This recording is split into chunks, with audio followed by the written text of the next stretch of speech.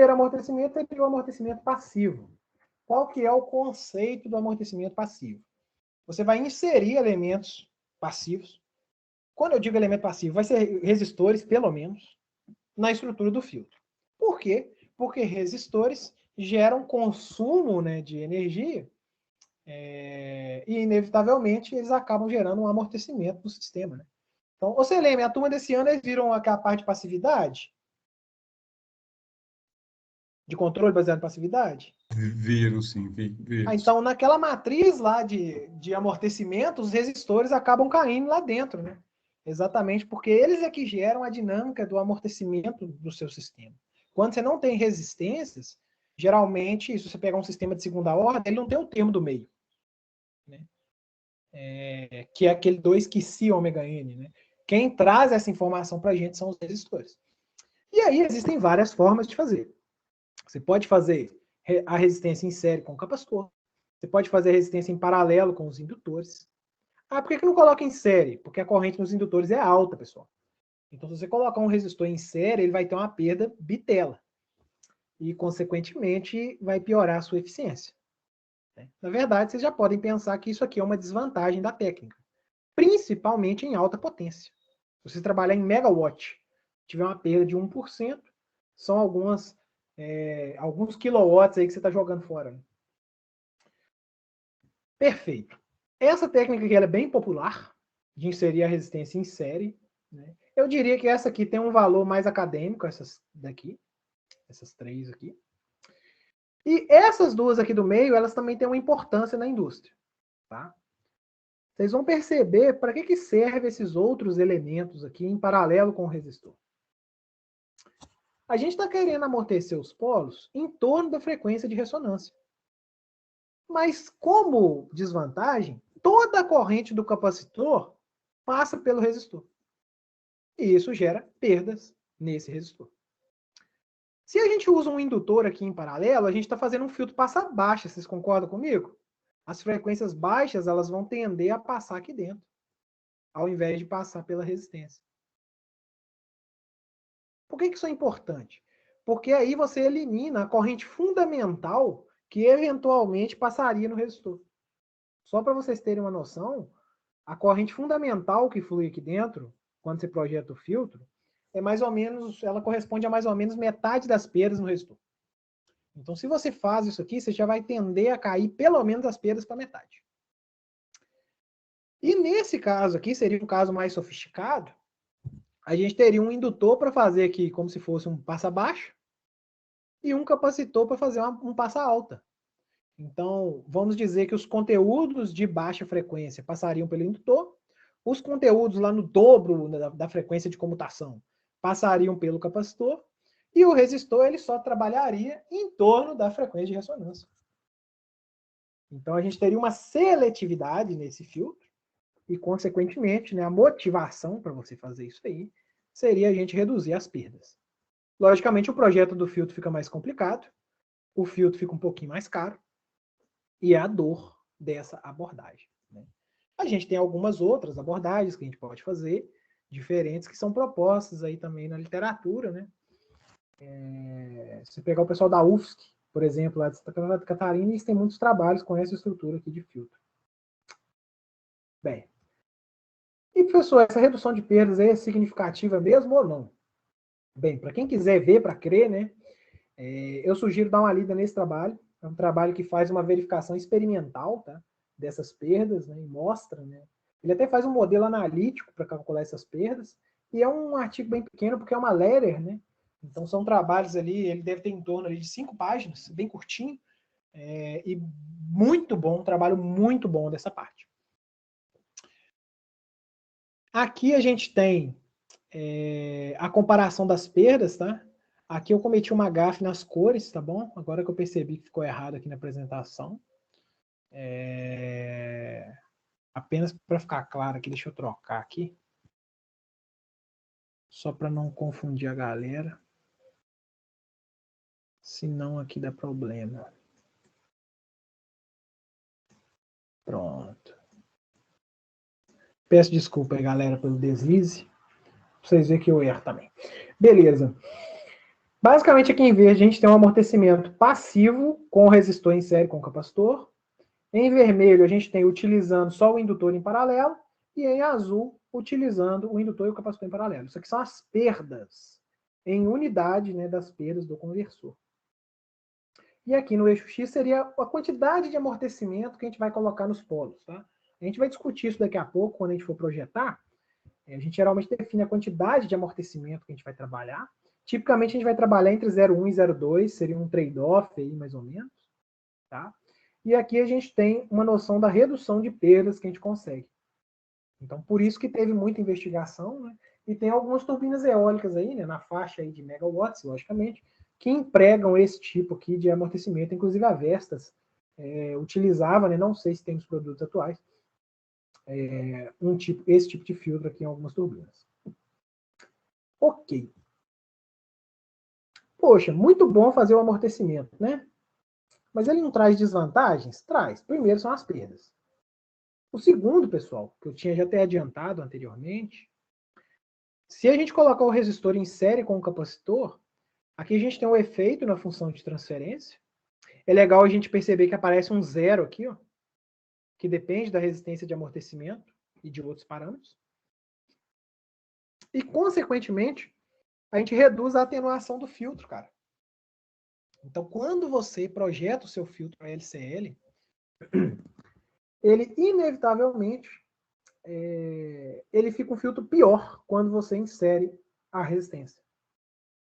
Então, por que a gente coloca aquela razão lá RF para valores maiores? Exatamente porque se a atenuação caiu, o filtro tem que começar a atenuar antes para prover o mesmo valor aqui em dBs, né? E garantir a mesma qualidade de energia. Então, pessoal, quando teve essa solução, que foi uma das primeiras que apareceram, né? A primeira dúvida que surgiu é, será que tem um jeito de fazer isso aqui diferente? E a gente vai discutir na última parte. Bem, o que esse amortecimento faz no final das contas? Ele insere um termo aqui adicional no capacitor, no diagrama de blocos do filtro, e é esse termo que vai gerar o amortecimento para a gente. E como que a gente ajusta esse amortecimento? Bem, a gente ajustou o controlador.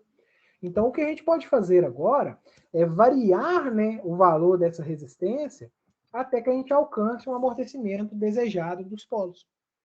Tá? Então, para tal, né, a gente vai focar aqui na técnica de colocar o resistor em série com o capacitor. Se vocês tiverem interesse em outras técnicas, podem falar que depois eu passo referências para vocês a respeito. Eu vou variar o valor dessa resistência até chegar num amortecimento razoável para o nosso sistema. Quando a gente coloca um amortecimento muito alto, você vai aumentar as perdas. Aquele gráfico aqui atrás mostrou isso para gente. E se você colocar um amortecimento muito baixo, você vai continuar com a robustez pequena. Então, uma relação de compromisso que a gente vê aí nos trabalhos, aí nas aplicações, em torno de 0,1 aí até 0,2 são amortecimentos razoáveis, ok? Para este tipo de sistema.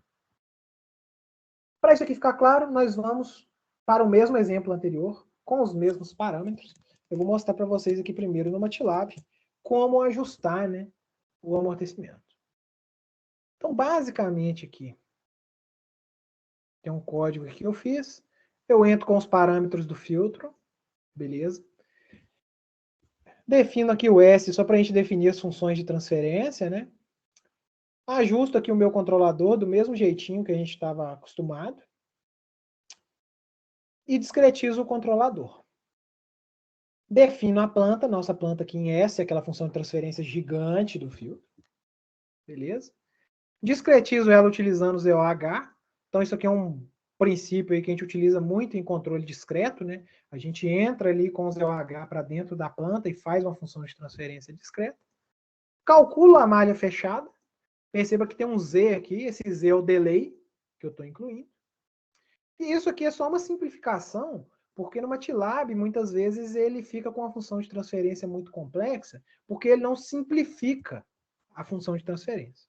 E aí eu estou fazendo a simplificação dela e vou plotar aqui o mapa de polos do nosso sistema. Tá? Eu vou trabalhar com 3 técnicas aqui. Tá? A primeira técnica seria uma técnica de controlar a corrente da rede. A outra é controlar a corrente do inversor. E tem uma última que vocês vão achar interessante, que é uma técnica que foi proposta em 2004, se não me engano, de colocar um atraso adicional no sistema. Então, ao invés de ter um atraso de um período, eu vou aumentar o atraso. E vocês vão perceber que isso aí vai ter um ganho interessante no sistema. Bem, vou rodar o código aqui para a gente. É a primeira vez que eu estou rodando ele aqui, então vai demorar um pouquinho, talvez. Aqui a gente tem os polos, né? À medida que eu vou aumentando a resistência, eu vou mostrando aqui a posição dos polos no plano Z. Então, esses polos aqui são os polos ressonantes, que é o que causa a instabilidade. E esses outros dois são aqueles do controle, aqueles que a gente ajustou para o QC ali próximo de 0,707. Esse aqui é do controle da rede. Na hora que eu maximizar a figura, vai ficar mais claro que ele já começa estável. Ele já era, né, quando a gente fez o exemplo 1. E o controle do lado da rede, ele começa instável, e à medida que você vai aumentando o amortecimento, ele estabiliza. Ou seja, os polos ficam contidos dentro do círculo unitário. Então, olha que interessante. Quando eu estou caminhando daqui para cá, nessa direção, eu estou aumentando o valor da resistência. Então, a resistência, ela sempre aumenta o amortecimento. Tá? Já os meus polos de baixa frequência, dependendo da técnica, se eu começar a aumentar demais a resistência, eu mudo um pouquinho a resposta. Antes eu estava num QC de 0,707. Você repara que para o controle da rede, ele praticamente não muda esse QC, mas para o controle do inversor, perdão, e para o controle da rede ele desloca um pouquinho. Né? Aqui eu coloquei um dumping, né? Essa linha aqui, né? É uma linha de QC 0,01, eu deixei aqui em torno aqui de 0,1 nas técnicas. E nessa terceira técnica eu coloco um delay adicional. Tá? Então eu coloco um delay a mais. A técnica ela começa instável, mas vai amortecendo. E qual que é a vantagem de colocar esse delay adicional? Vocês vão perceber, pessoal, que a gente vai usar um resistor menor. Então a gente vai ter menos perdas. Então aqui a gente tem aqueles diagramas. Para o controle da rede chegar nesse ponto, a gente utilizou um resistor de 0,3. Para o controle do inversor chegar no mesmo ponto, 2,7. E para aquele controle do inversor, mas com atraso adicional, basicamente 1,7 ohm. O resistor caiu aqui, né? Ou seja, a gente tende a reduzir as perdas. Ah, professor, muito legal no MATLAB, mas eu não acredito que isso aí funciona. Eu gosto desse aluno que não acredita às vezes. Por isso, eu fiz um modelo no Plex para validar isso. Então, eu peguei o mesmo filtro, tá? Com os mesmos parâmetros, mas agora eu inseri a resistência de amortecimento. No controle da rede, eu coloquei a resistência de amortecimento de 2,7. No controle com atraso adicional, nota que aqui eu coloquei um atraso a mais. Tem um Z a menos 2. Eu coloquei uma resistência que é aquela de 1,7. E no controle do nosso filtro da rede, eu coloquei o de 0,3 ohms. Vou simular. Aquele controle da rede que antes estava instável, ficou estável. Vou provar para você que ele estava instável antes. Eu vou eliminar a resistência. Instabilizou. Na hora que eu coloco a resistência no filtro, ele estabiliza. Bacana, né? Um QC não está dando nem 10% sobre esse sinal. Exatamente porque os polos aqui dominantes, os polos aqui, eles estão bem contidos, né? Tanto os polos de mais baixa frequência quanto os polos de mais alta frequência. Perceba que eu não precisei colocar nesse polo um QC enorme para ele já dar uma resposta interessante para a gente. Né? Se a gente olhar o controle da rede, estava estável, continua estável. Né? Eu posso até salvar a resposta para comparar, né? Com dumping. Eu vou colocar sem dumping aqui.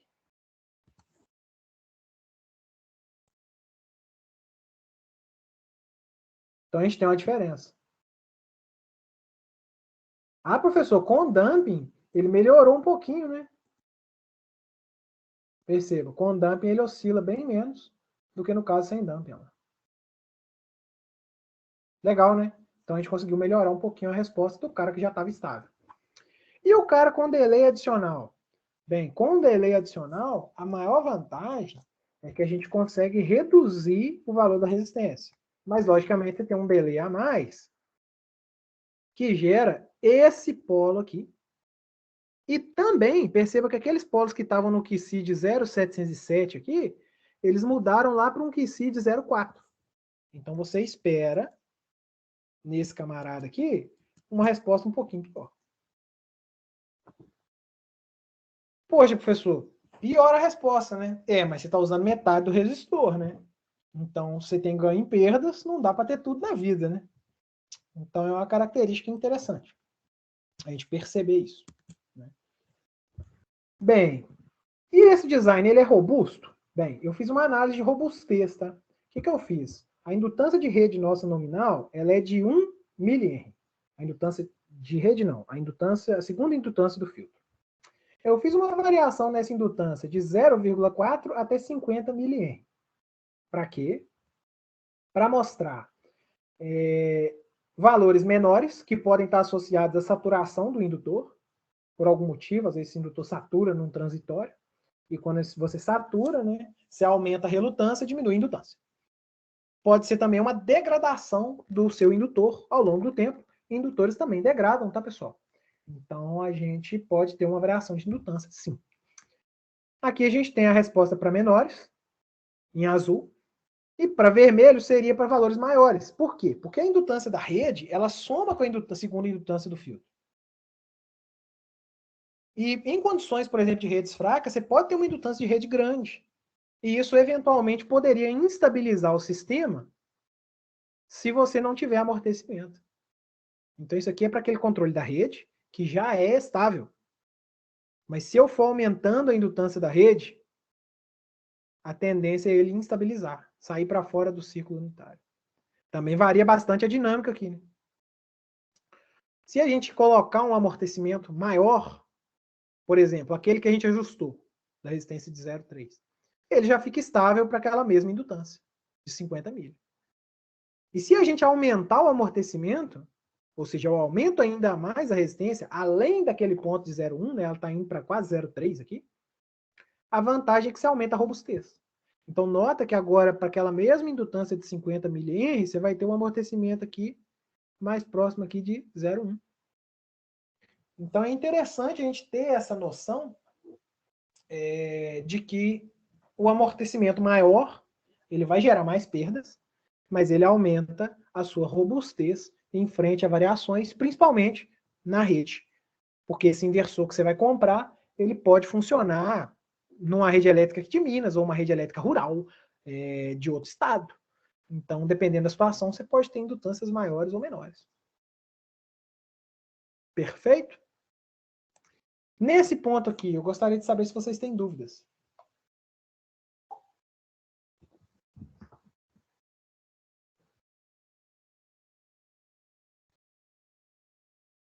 Dúvidas? Falando. Pois não? Com relação à resposta de fase do sistema, esse amortecimento ele interfere diretamente na resposta de fase. A gente não está vendo ela aí, né? Mas no final das contas é isso que está acontecendo para tornar o sistema estável, né? Isso, exatamente. Basicamente, você tem uma variação dessa transição aqui, né? De fase, o que muda é a transição dessa fase, né? E, consequentemente, isso aí ajuda, né? Na hora da gente fazer a análise, tá? Mas, assim, não é uma análise, tá? Que é tão fácil de ser feita por margem de fase diretamente. Por que eu estou falando isso? Porque margem de fase é muito bom quando você tem um único cruzamento por zero, né? Quando você tem mais de um, às vezes ela pode te confundir. Então, até quem trabalha aí, por exemplo, com controle ressonante, né? Muitas vezes a gente não projeta controle ressonante por margem de fase, a gente vai geralmente por uma função de sensibilidade, alguma coisa que tira a gente dessa visão, porque às vezes a percepção nossa ela não é tão direta, vamos dizer assim, né? Mas ele afeta sim o amortecimento dos polos e ele acaba afetando essa transição de fase que a gente tem na função de transferência completa. Né? Eu particularmente não analiso o Bode quando eu vou para essa abordagem, porque se eu quisesse ver essa mesma característica que está nesse gráfico aí, que é um diagrama de polos, eu teria que ver vários diagramas de Bode e as várias margens de fase dele. E como o Bode é um gráfico, complica um pouco a percepção. Então, por esse motivo, eu prefiro mostrar esse diagrama de polos, porque aí você reduz o diagrama de Bode a pontos. E analisar o deslocamento dos pontos é mais fácil do que ver o deslocamento dos gráficos, né? Entendi. E uma outra pergunta que eu queria fazer é o seguinte: teve uns gráficos em alguns slides anteriores aí, isso, esse aí, ó. Você acabava mexendo no decaimento da resposta, né? Isso é evitado na nova abordagem? Esse decaimento ele é inerente do acréscimo da resistência? Ótima pergunta, viu? Quando a gente faz o amortecimento ativo, que é a última parte da apresentação, a principal vantagem é, primeiro, perdas. A gente elimina as perdas do resistor. A segunda vantagem é que você não tem essa redução de atenuação. Ah, bacana. Então, você vai trabalhar com a mesma função de transferência como se ela fosse... É o filtro mesmo, é a mesma função de transferência. E como que a gente faz para amortecer? A gente amortece por meio do controle, né? Então, é um conceito bastante interessante, como se você estivesse inserindo um resistor virtual no seu filtro. Então, ele é um resistor que gera amortecimento, mas não gera perdas. Num conceito, talvez, análogo, né, àquele conceito do controle baseado em passividade, né? Você insere aqueles resistores, né, aqueles termos de damping, que vão atuar na sua ação de controle, né? Mas eles geram uma dissipação, quando você olha o sistema completo, afetam sua transferência de potência, que essa é a essência daquele controle, mas você, de fato, não gera perdas físicas, você não gera aquecimento do cabo. Então, essa que é a beleza de fazer o amortecimento ativo. Obrigado. Eu que agradeço a pergunta. Mais alguma dúvida, galera do bem?